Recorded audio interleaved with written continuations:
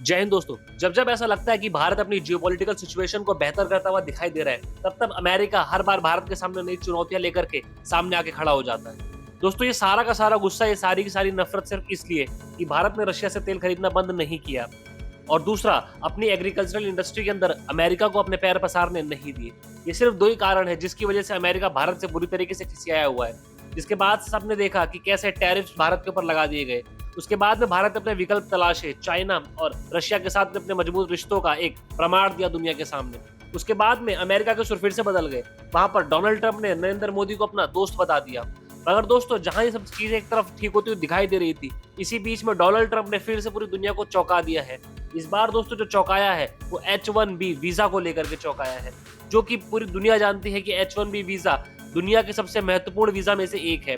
इस वीजा के तहत देश विदेश से लोग अमेरिका में आकर के काम करते हैं और यही वीजा की प्रक्रिया होती है जिसके चलते भारत और दुनिया भर के कई देशों के लोग इस समय अमेरिका की बड़ी कंपनियों में काम कर रहे हैं। सिर्फ इतना ही नहीं बल्कि H1B वीजा अमेरिका के इलेक्शंस के एक प्रमुख मुद्दों में से एक रहता है हमेशा से। दोस्तों, आपको जानकारी के लिए आपको बताना चाहेंगे, अमेरिकी प्रेसिडेंट डोनाल्ड ट्रंप ने H1B वीजा की फीस को बढ़ा करके $1 लाख कर दिया है, यानी कि लगभग इंडियन करेंसी के हिसाब से मैं आपको बताऊं तो 90 लाख रुपए।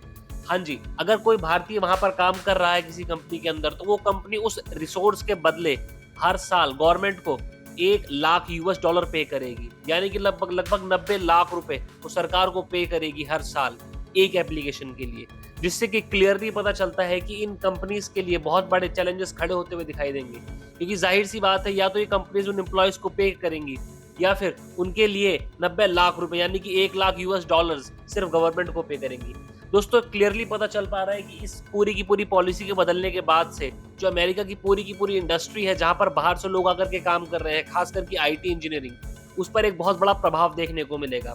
क्योंकि आईटी इंडस्ट्री के अंदर जो बहुत बड़ा पूल आपको देखने को मिलेगा वो एक्सपर्ट्स का ही मिलेगा, यानी कि वो लोग जो बाहर देशों से आकर के अमेरिका में काम कर रहे हैं। इस फैसले के बाद से ना ही सिर्फ उन कर्मचारियों की नींदें उड़ी हैं, बल्कि उन कंपनियों की भी नींद उड़ चुकी है, जो लोग बाहर से अच्छे पूल को, अच्छे टैलेंट लोगों को ला करके अमेरिका में काम करवा रहे हैं। तो साथियों, कहीं ना कहीं ये भारतीय आईटी प्रोफेशनल्स के लिए एक बहुत बड़ी खतरे की घंटी है। जो लोग अमेरिका में जाकर जॉब करने का सपना देखते थे, उनका सपना अब शायद टूट सकता है, क्योंकि एक एम्प्लॉय के लिए कंपनी को स्पॉन्सर करने पड़ेंगे $1 लाख, जो कि अपने आप में एक बहुत बड़ा अमाउंट है।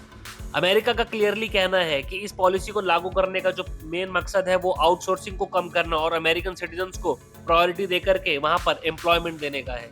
मगर इस चीज को हर कोई अच्छे से जानता है कि अमेरिका की तुलना में बाकी जो देश हैं, जो कि एशियन कंट्रीज में, हम चाइना की बात करते हैं, इंडिया की बात करते हैं, फिलीपींस की बात करते हैं, इन कंट्रीज में टैलेंटेड पूल बहुत ज्यादा है अमेरिका की तुलना में।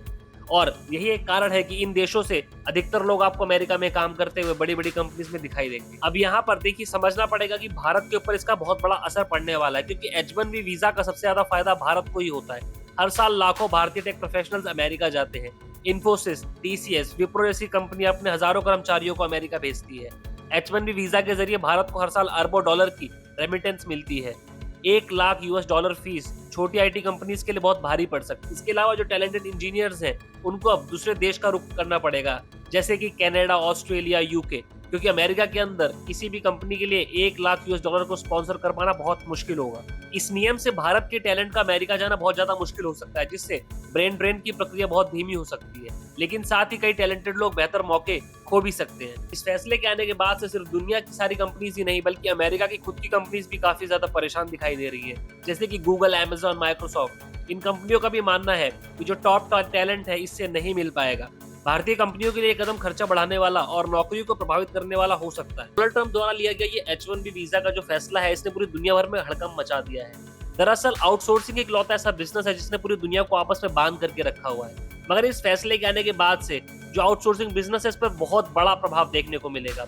इसका सीधा सीधा कारण एक ये भी देखने को मिल सकता है कि जो हायरिंग की प्रक्रिया है पूरे विश्व भर में, वो बहुत कम हो जाएगी। जहां जहां अमेरिकन कंपनीज अपना काम कर रही हैं, जिन्होंने अपना बिजनेस को आउटसोर्स कर रखा है, वहां पर हायरिंग प्रोसेस ही बहुत स्लो होने वाला है। तो कहीं ना कहीं दुनिया एक तरीके से रिसेशन की तरफ भी जा सकती है। तो अब देखना होगा आने वाले समय में दोस्तों इस फैसले से कितना फर्क पड़ने वाला है।